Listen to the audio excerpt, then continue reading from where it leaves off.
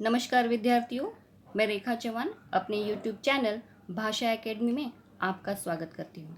बच्चों, किताबों को पढ़ने से बोर हो रहे हो तो चलिए आज मैं आपको एक कहानी सुनाती हूँ। अगर आपको ये कहानी अच्छी लगे तो मेरे चैनल को लाइक, शेयर, सब्सक्राइब करना ना भूलें।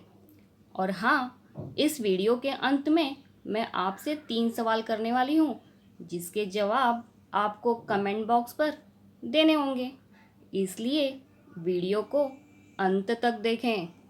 चलते हैं।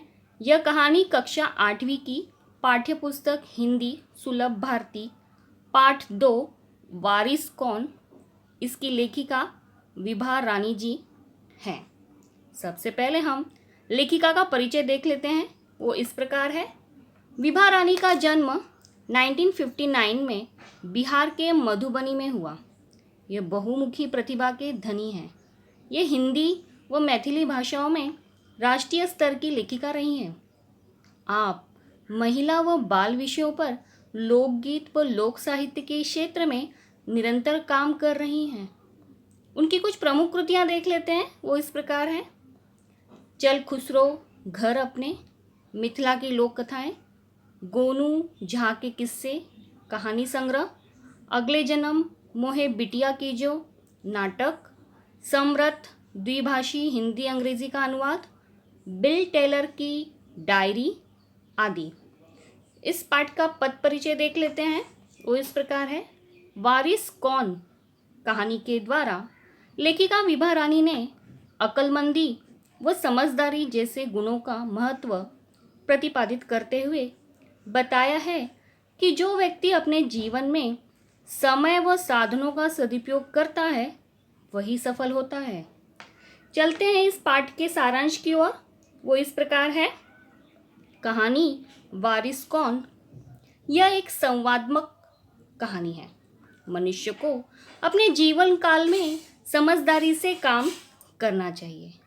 इसी तथ्य को प्रस्तुत कहानी उजागर करती है। इस कहानी के राजा की 4 बेटियां थीं। राजा के पश्चात राज्य के उत्तराधिकारी का चयन करने के लिए राजा ने अपनी बेटियों की परीक्षा ली। उसने अपनी 4 बेटियों को गेहूं के 100-100 दाने देकर कहा कि वो 5 साल बाद उन्हें फिर से मांग लेगा। बड़ी बहन ने वे दाने खिड़की के बाहर फेंक दिए। दूसरी बहन ने उन्हें मखमल के थैले में बंद करके अपनी संदूकची में संभाल कर रख दिया। तीसरी बहन ने उन्हें जमीन में बो दिया। चौथी बहन ने उन्हें भुनवाकर खा डाला। 5 वर्ष पश्चात राजा ने उन दानों की मांग की। पहली, दूसरी व चौथी बेटी उन्हें लौटा नहीं पाई। तीसरी बेटी राजा को गेहूं के खेत में लेकर गई।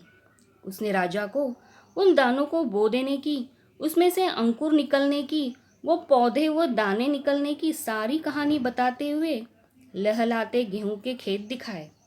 इस प्रकार राजा की तीसरी बेटी ने समय व साधनों का सही इस्तेमाल करके जो समझदारी का काम किया था उस पर राजा प्रसन्न हो गए और उसने अपनी तीसरी बेटी को अपने राज्य का उत्तराधिकारी घोषित कर दिया। बच्चों, इस कहानी से हमें क्या सीख मिलती है वो देख लेते हैं। सीख: मनुष्य को अपने जीवन में समझदारी से कार्य करना चाहिए। उसे समय का सदुपयोग करना चाहिए। मनुष्य को अपने पास उपलब्ध साधनों का सही इस्तेमाल करना सीखना चाहिए। जो व्यक्ति इनका पालन करता है वही जीवन में सफल होता है। बच्चों, इस पाठ्य से संबंधित एक अभिव्यक्ति है, उसे देख लेते हैं। अभिव्यक्ति है कि बुद्धिमान या बुद्धिमती होना बेहद ज़रूरी होता है। इस कथन के संदर्भ में अपने विचार लिखिए। अभिव्यक्ति इस प्रकार है। जी हाँ, बुद्धिमान या बुद्धिमती होना बेहद ज़रूरी होता है। यह इंसान का व्यक्तित्व अधिक आकर्षक बना देता है। बुद्धिमान या बुद्धिमती होना ये एक आवश्यक गुण है। जिस इंसान के पास ये गुण होता है वह सर्वत्र पूजनीय होता है। सभी ऐसे व्यक्तियों की प्रशंसा करते हैं। कवि रविन्द्रनाथ टैगोर, सरोजिनी नायडू, डॉक्टर CV रमन व डॉक्टर अब्दुल कलाम आदि बुद्धिमान थे। अपने इस बुद्धि व विवेक के कारण ही वे समाज में वंदनीय हो गए। इसलिए यदि जीवन में हमें प्रगति करनी है तो बुद्धिमान या बुद्धिमती होने के लिए प्रयत्न करना चाहिए। कहा भी गया है कि विवेकी पुरुष की हर जगह पूजा की जाती है। बच्चों, इस पाठ्य के कुछ शब्दार्थ दिए हैं, उन्हें आप ज़रूर देख लें। तो अब बारी आती है प्रश्नों की। तो पहला प्रश्न है, गेहूं के दानों का पहली बहन ने क्या किया? दूसरा प्रश्न है, राजा की कितनी बेटियां थीं? तीसरा प्रश्न है, तीसरी राजकुमारी को कौन सा पुरस्कार मिला? इन सारे प्रश्नों के जवाब आप मुझे कमेंट बॉक्स में देंगे। तो बच्चों, बताइए आप लोगों को ये कहानी कैसी लगी? वीडियो अच्छी लगी हो तो like, share and comment and subscribe ज़रूर करें। और हाँ, बेल आइकन प्रेस करना ना भूलें। धन्यवाद।